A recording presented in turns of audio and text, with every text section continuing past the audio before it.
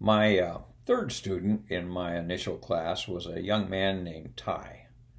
Now, Ty was from Montana, very polite kid, very quiet, unassuming, and he was just a delight to fly with. He was always prepared, he knew the procedures, eager to learn, and so forth.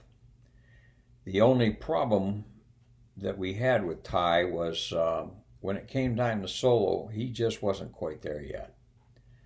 So when he was not able to solo, we gave him 2 additional review rides, at which time, if he soloed after that second review ride, he would be reinstated in the program and then carry on from there. Well, he stumbled again, and I was taking him on his next 2 review rides. As we walked out for that second review ride, as we came out of the squadron heading toward the tram, I stopped and turned, and I grabbed him by his flight suit, and I said to him, Ty, I said, don't you quit on me. I said, I'm working my ass off to see that you can solo, and I really want to see it. So don't quit on me, because if you quit on me, I said, I can't help you. And that was the case more that we saw quite a bit. He looked at me, he said, no, sir. So we got in the airplane and took off, and he did fine. So I felt reasonably assured that he would not have any problems with soloing that next period, with one exception. He had a tendency to allow the airplane just to get 2 to 3 to 5 knots slow as he came off the final turn, came off the perch into the final turn. And I really didn't like seeing that. So we cleared the runway and we're taxiing back, and I stopped the airplane so that we could see the airplanes coming off the perch in the initial stages of the final turn. So I said to Ty, I said, okay, you see that guy just coming off the perch there and starting downhill? He said, yes, sir. I said, that is where you're going to get yourself into trouble, if you get into trouble at all on your solo ride. So I'm going to send you solo on the next ride, but I have to go, I'm scheduled to go cross country, so I'm not going to be here. But if you happen to kill yourself, I'm not going to feel bad for you because I've told you where you're going to get into trouble, okay? He said, yes, sir. I said, okay, fine. So off I went on my weekend cross country, and I didn't hear anything one way or the other. So when we landed and put the airplane to bed for the night, I called back to Vance and to report our arrival wherever we went. And then I said, how'd everything go today? The supervisor flying said, everything was fine, doing good. So I said, great. So Ty must have soloed, and nothing more was said about it. After that, Ty,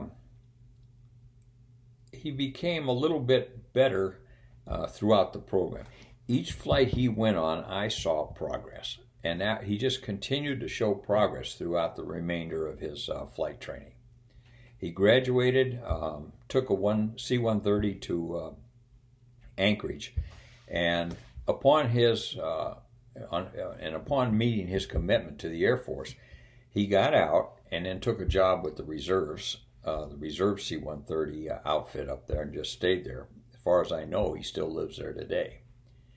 At any rate, when I was hired by the airlines in 1989, I had an opportunity to fly up to Anchorage for a layover.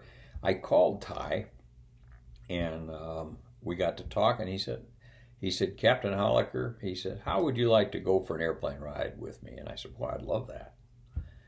He had a little operation where he would take hunters and fishermen back to the backwoods of Alaska. So I met him, and we went out, hopped in his airplane, and went up for a ride. It was really a thrill to sit there and be able to admire my work. But anyway, I had a lot of pride in him. So we were flying along, and at one point he said, Captain Holliker, I have a question. I said, it's Bob, please. He said, yes, sir. So I said, what's your question? He said, which way is Anchorage? And I took a look around. He said, oh, it'd be over there. He said, how did you know?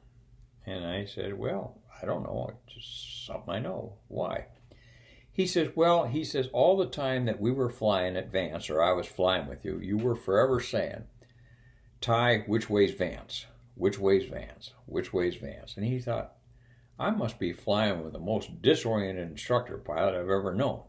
He said, for a while, I never knew if you knew where it was or not.